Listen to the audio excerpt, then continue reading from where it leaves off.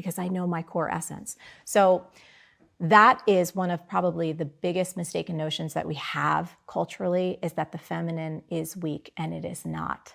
It is one of the most beautiful, powerful forces within all of us. And I think, and I'll speak particularly to the women who are watching right now, one of the most profound things that you can do over the course of your life, especially if you struggle with being in your feminine, is to understand that it will unlock your most powerful, beautiful, creative life that you could imagine, which includes your ability to kick major ass in business, and it includes your ability to heal others.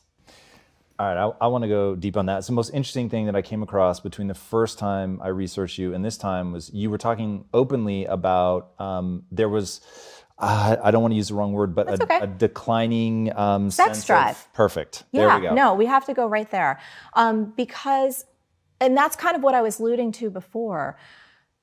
As a woman who's built this incredible business, which I am so proud of, right? And building it from scratch, like so many of the people in our audience have, and they're working really hard in their careers, even if they're not entrepreneurs. They're busting their buns every single day. They're raising kids. They're taking care of a million things, especially women, right?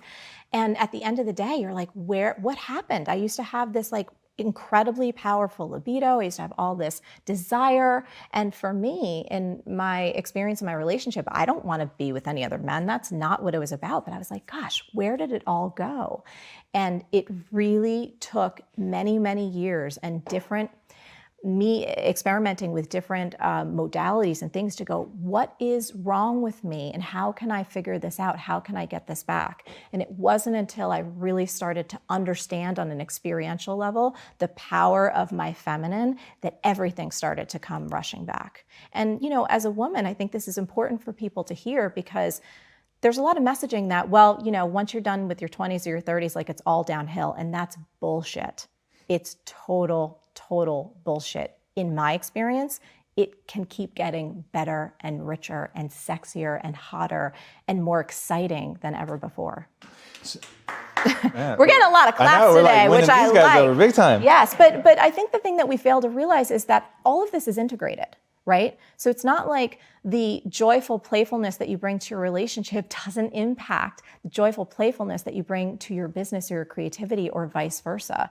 That in the middle of, let's say, a business shit show, that if you can bring some levity or you can bring your emotional self or you can be vulnerable, that you're not going to spark a breakthrough amongst the team.